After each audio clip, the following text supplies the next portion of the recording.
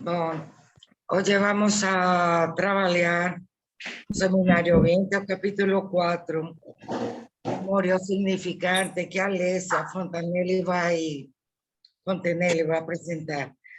Esse cartel B está composto por Alessia Fontanelli, mais Lúcia de Castro, Maria Luísa.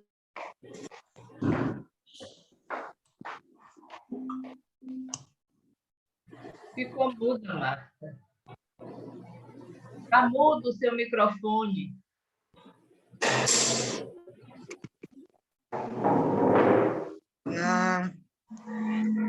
E agora? Agora. Tá bom, então o cartel B está composto por Alessia Fontanelli, Lucy de Castro, Maria Luísa Sarna, Paulo Gabriele e eu, Martínez Restrepo.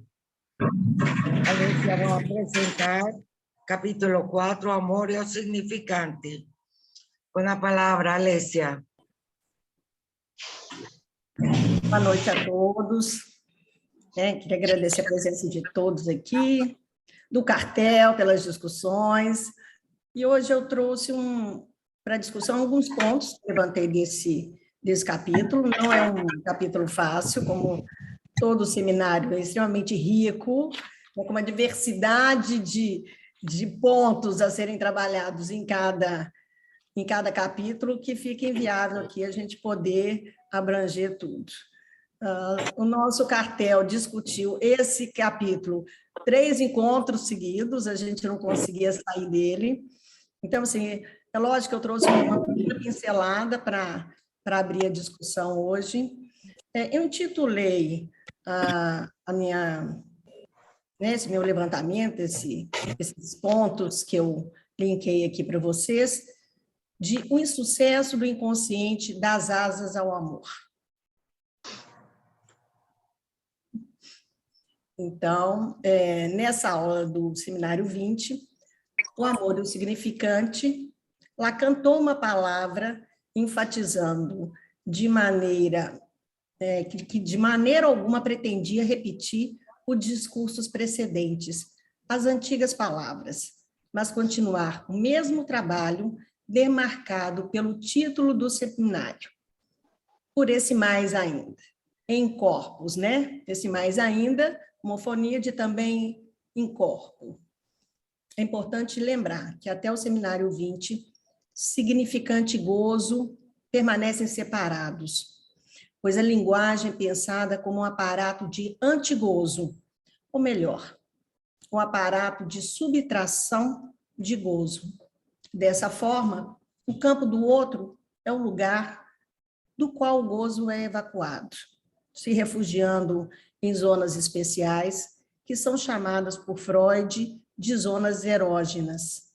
Assim, a simbolização ela não anula o gozo, mas o mantém localizado em um resto.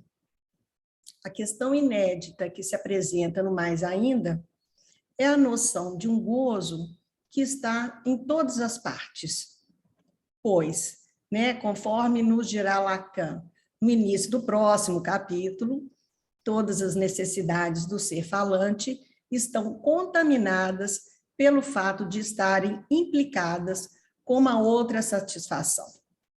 Essa outra satisfação vai sendo descortinada ao longo desse seminário como uma satisfação diferente da satisfação própria à relação sexual. Aqui, observamos o esforço de Lacan para introduzir, na estrutura de linguagem e suas articulações, a noção de substância gozante.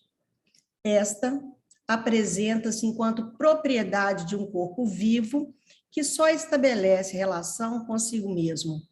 Um corpo que goza de si mesmo. É o gozo do um. A partir de então, o paradigma da não relação sexual ampliará a disjunção entre significante e significado, entre gozo e o outro, entre os modos ou lados masculino e feminino. Assim, enfatizar o gozo desvinculado do laço com o grande outro, Lacan reitera que o simbólico não anula o gozo, e sim o produz. Dito de outro modo, o gozo se aparelha com e pela linguagem. Sobre essas coordenadas, Lacan inicia a aula 4, dizendo que pretendia extrair pontos essenciais que ainda não haviam sido abordados e toma o princípio desse seminário. Enunciei que o gozo do outro, que eu disse simbolizado pelo corpo, não é signo de amor. Através desse axioma, ele situa tanto o amor no registro do real da pulsão, como também sua relação com o gozo. Podemos observar que em toda demanda amorosa há algo que parece se dirigir para além dos signos do amor. Isso é, para aquilo que o outro não tem para dar. Essa exigência tanto provoca confusão, embaraços, tropeços, como também sinaliza a presença de um real impossível. Quando o real entra em cena, quando se evidencia para os parceiros a irrupção da diferença, há que se haver algo de uma contingência, né, para sustentar isso aí. Pensar o amor na dimensão do real, que é o que Lacan inova aqui nesse seminário. Oferece uma reviravolta nas suas premissas. Algumas questões pareciam tocar os limites da teoria, tais como: se existe apenas a satisfação pulsional autoerótica, se é apenas o gozo do um, o que permite articular o gozo ao outro? Em que condição haveria o amor por um outro? Então, Lacan desenvolve uma concepção do amor que não é a vertente narcisista e unificante proposta por Freud. Precisa avançar. E, para isso, foi necessário subverter a teoria do amor destinado à repetição significante, que é freudiana, para propor uma função inédita. O que Lacan, né, propõe aqui é o amor como aquilo que se introduz para estabelecer a conexão com o outro.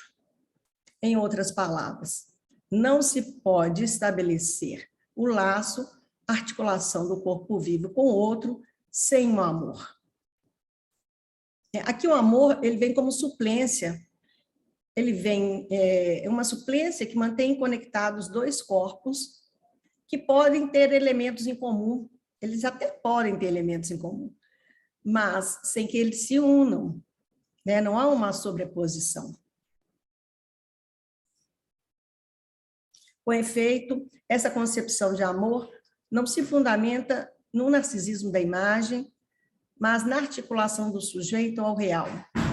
Isso permite que se estabeleça, né, nas palavras de Miller, uma definição do amor que não é narcísica.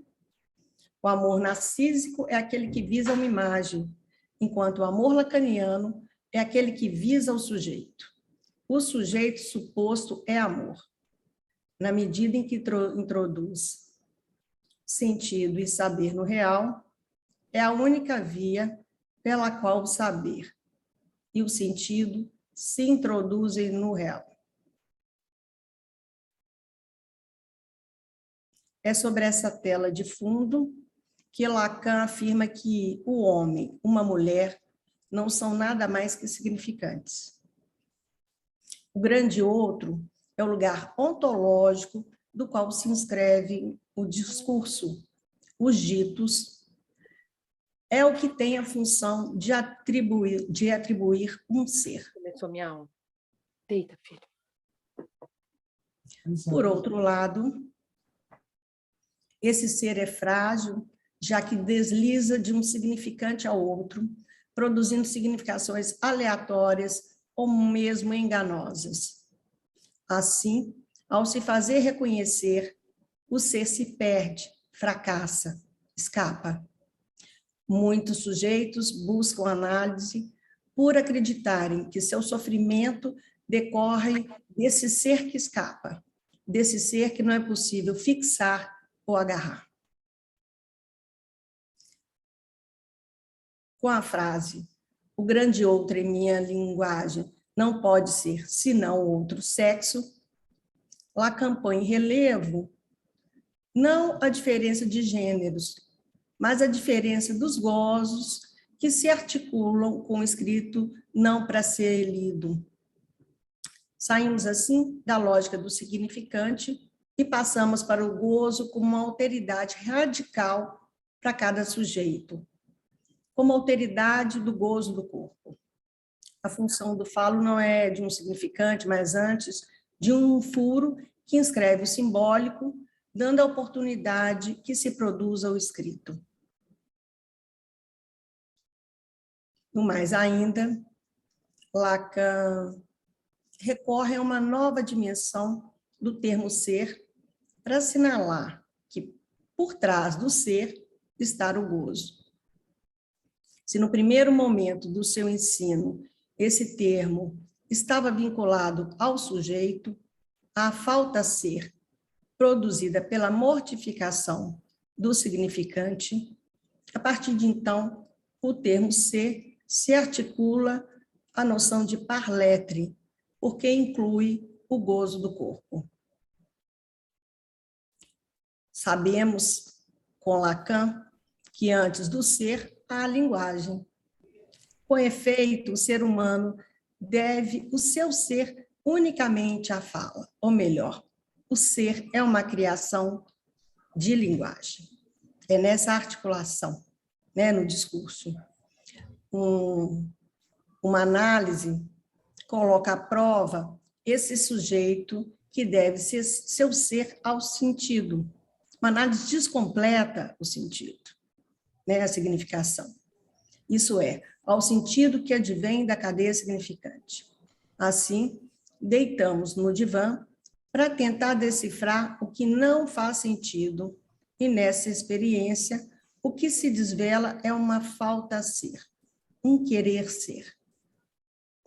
Portanto, na análise se constrói um saber inconsciente que desnuda uma língua que é fora de sentido, o mais além do sentido, que fracassa em nomear o ser.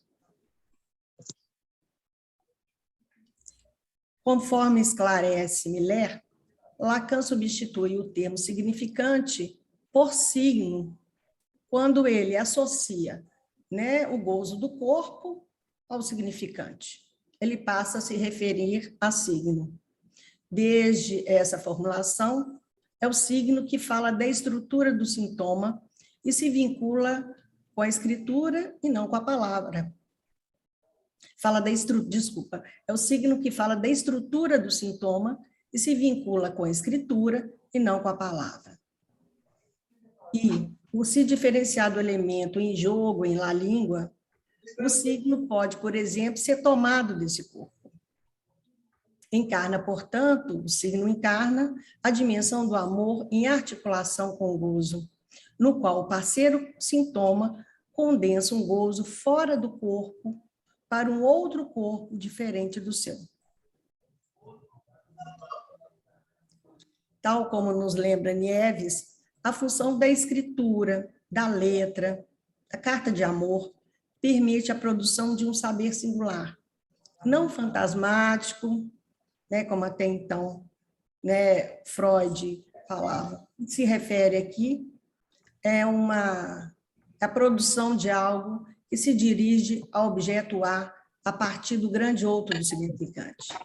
Assim, as cartas de amor se esforçam para oferecer um nome próprio que possa fazer borda a esse furo no real, que é o sexo como outro, como grande outro.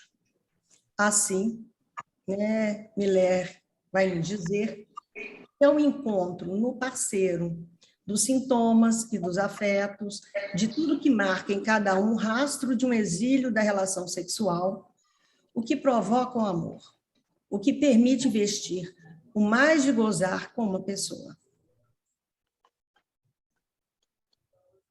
Então, as elaborações do Seminário 20, elas se extraem não somente da impossibilidade da relação sexual, mais ainda, se extraem da evidência de um encontro sempre faltoso com o gozo.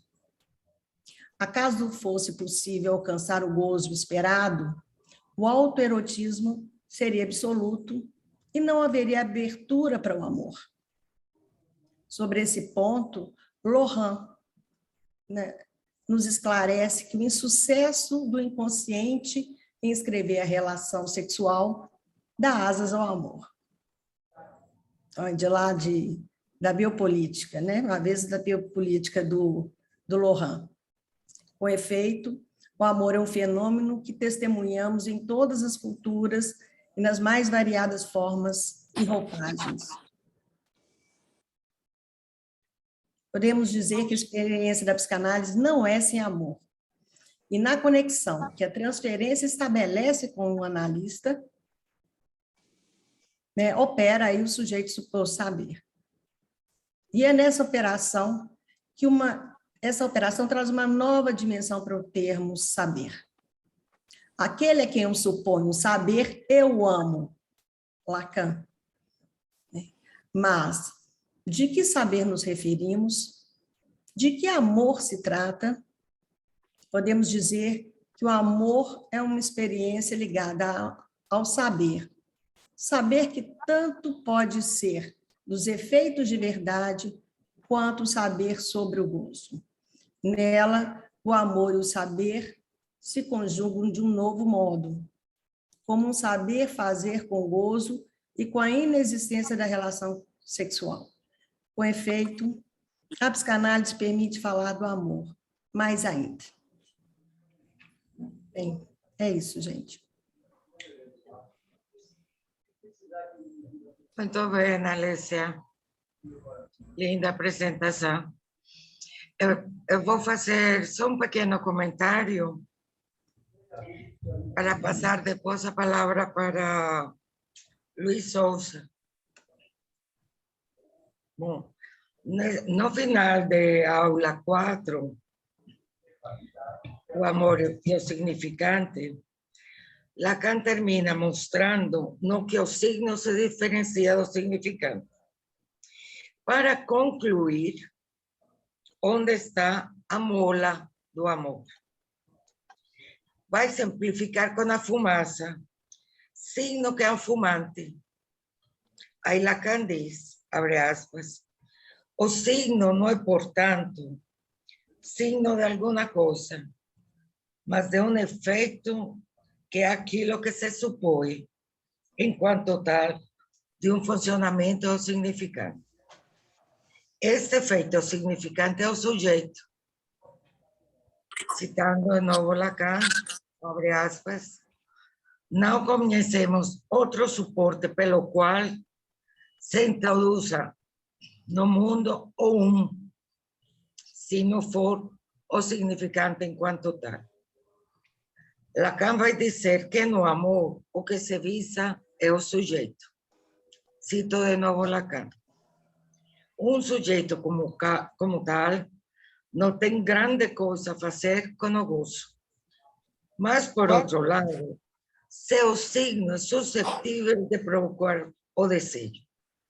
Aí está a mola do amor, diz Lacan. Se o gozo do corpo do outro não é signo de amor, o signo do sujeito, para ser o sintoma, é suscetível de provocar o desejo, portanto, o amor. Vou passar agora a palavra a Luiz Souza, físico matemático, que vai apresentar Copérnico e Kepler, que Lacan fala nesta aula 4. Com a palavra, Luiz. Olá, boa noite a todos. Boa noite. Somente uma correção, é só físico. Matemático não é parte da minha titulação, não, tá? Então, foi Marcelo Antelo que falou assim, que era físico e matemático. Marcelo é sempre generosa. Tá bom. Então, a minha fala é de tão somente 10 minutos. E, é claro, eu busquei uma zona de conforto que é muito mais próximo da minha linguagem do que a linguagem lacaniana. Enfim, na aula 4, o amor e o significante, a proposta é falar de Copérnico e Kepler. Para começar, é digno de nota a capacidade de Lacan em conciliar a formulação das teorias da física no campo da linguagem psicanalítica, na construção de significados ou ainda, mais precisamente, na busca de sentido, ligação entre significante, significado e signo. Agradecimentos a Marcela pela sensibilidade e pelo convite. Nesta passagem do Seminário 20, Lacan se serve da referência copernicana, a começar pela adoção do significado do termo revolução, que nomeia a obra de Nicolau Copérnico, publicada em 1543, Revolução das órbitas celestes. O sentido da palavra revolução na astronomia está intimamente associado à ideia de volta completa, entendida como movimento cíclico, periódico, de trajetória fechada, portanto, nenhuma associação com revolta, fazendo-nos recordar a célebre frase: não, majestade, não é uma revolta, é uma revolução. Em particular, Lacan reforça a noção de quarto de volta como giro na construção de um dos discursos na psicanálise, segundo ele, realizado a duras penas, e assim conduz lentamente a construção da noção de revolução através de uma pergunta fundamental: o que impulsiona o giro? Isto gira, diz ele, não responde à pergunta por que gira, já que para ele a construção do significado é que define a orientação para um ponto central. Dessa forma, ainda acentua que não se trata de uma simples troca de cosmovisão, de geocêntrica para heliocêntrica. Por favor, Alexia, pode ser o slide 1?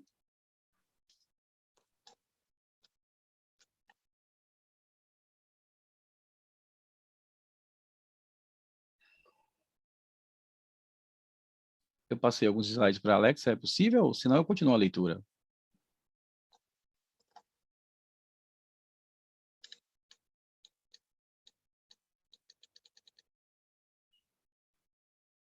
Eu preciso...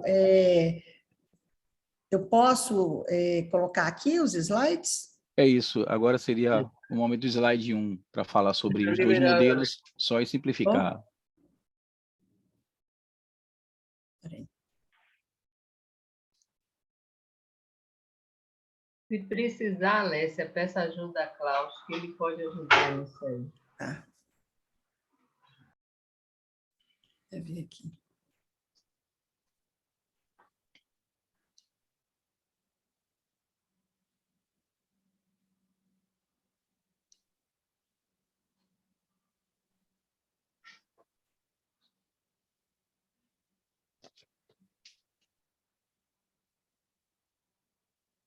Ok.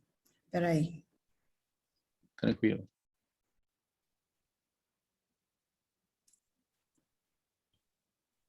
Eu não estou conseguindo transferir para a tela. Que perdido aqui. Peraí. Você seleciona e bota share screen. Desculpa, Alessia, mas algum administrador tem que te colocar como co-hoster, e você não está, não tem jeito de colocar, tem que ser um dos Tá. administradores. Você está em Tá. nome de Seção Bahia. Ok. Alguém pode me colocar? Tá, já sou. Alessia, Tá bom. Alessia já está como co-anfitrião. Tá bom. Coloque embaixo compartilhar a tela, nessa inscrição em verde que está embaixo da tela toda, do lado de bate-papo. Compartilhar a tela e, quando abrir, você clica em cima do arquivo que ele lhe mandou.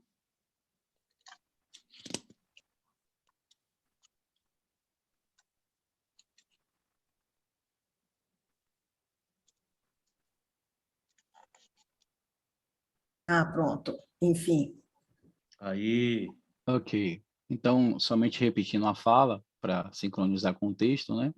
Dessa forma, ele traz aí que a revolução não se trata de uma simples troca de cosmovisão. O lado esquerdo da figura mostra um sistema geocêntrico, a Terra como centro, né, de forças ou como centro de origem de tudo. E ao lado, o sistema copernicano, dessa vez o Sol. E já se nota aí a mudança na figura, né, de circular para elíptica. Né? Pronto. Então, pode passar o segundo, por favor, Alex. Bom, são modelos perfeitamente distinguíveis a partir da adoção de um ponto fixo. Então, vai passando um clique, lei das órbitas.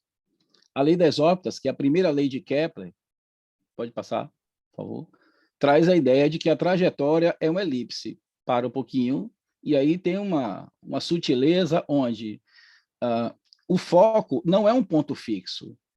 O foco não é um centro. Porque uma elipse, aí você pode clicar, por favor. Uma elipse, diferente de uma circunferência, ela não é formulada a partir de um centro fixo que gira em torno de um ponto. Mas, de alguma maneira, pode clicar, por favor, essa figura geométrica ela é construída com dois pontos fixos. Né? Já começa o primeiro nó, porque nessa descrição que fala somente da forma, essa grande questão de Lacan, né? Aí se descreve somente a forma, mas não se justifica o porquê. Só mais um clique. Pronto. Então, essa é a primeira lei, que justifica que o Sol está em um dos focos e não no centro, tá? E os planetas, todos eles, na sequência que a gente conhece, giram em torno do Sol. Bom, aí eu vou seguir o texto aqui. Modelos perfeitamente distinguíveis a partir da adoção de um ponto fixo. A circunferência tem apenas um ponto fixo, a elipse tem dois pontos fixos. Tá? Pois bem, para ele, a mudança profunda começa com a formulação de Kepler, que trata do movimento dos planetas em torno do Sol, cujas leis traduzem a forma na qual eles giram, trajetória elíptica, tempos de ciclo, etc. No entanto, de forma justa, Lacan cita a indevida atribuição feita a Copérnico pelo escrito composto por 5 letrinhas. Na verdade, uma formulação de 1687, construída por Isaac Newton, a lei da gravitação universal. Para ele, isto sim dá o sentido ao processo de queda como proveniente da atração entre as massas de uma mesma interação e, sobretudo, estabelece uma relação causal ao movimento, a força. Toda a estrutura da mecânica newtoniana está intimamente ligada ao conceito de interação entre corpos, isto é, a força. Slide 3, por favor. O próximo, que é o último. Pode clicar? Por favor. Bom, essa é a fórmula que ele apresenta como composta de 5 letrinhas. E aí a descrição seria: a força é o que orienta o movimento dos objetos e conduz o seu traçado, ou seja, agente que promove uma mudança na direção da velocidade, ritmo ou rapidez do objeto, obrigando-o a curvar-se e, dessa forma, impedindo-o de prosseguir em linha reta, caminho inerte. Ação causal e não casual. Seria esta, talvez, a possível analogia da física com a forma de seguir o fio do discurso analítico proposta no texto? Seria plausível uma associação na construção dos discursos, ou ainda, uma estruturação para significante e significado? Talvez, mais afeito à formulação matemática, tenha atribuído a autêntica revolução na busca da construção do significado, não como mera descrição ou adoção de um ponto central. Voltando ao início, eu diria que deveria ser Copérnico, Kepler e Newton. Só mais aí a ideia da figuração de que a velocidade muda por conta da presença dessa força. Clica só mais uma vez, por favor. As massas são dois objetos que interagem entre si, e D é a proximidade ou distanciamento entre esses dois objetos. Tá? Então, na verdade, ele recupera a ideia de que a autêntica revolução, a construção, foi na construção de Isaac Newton, e não a revolução copernicana. Bom, essa é a minha contribuição. Agradeço aí a todos a atenção.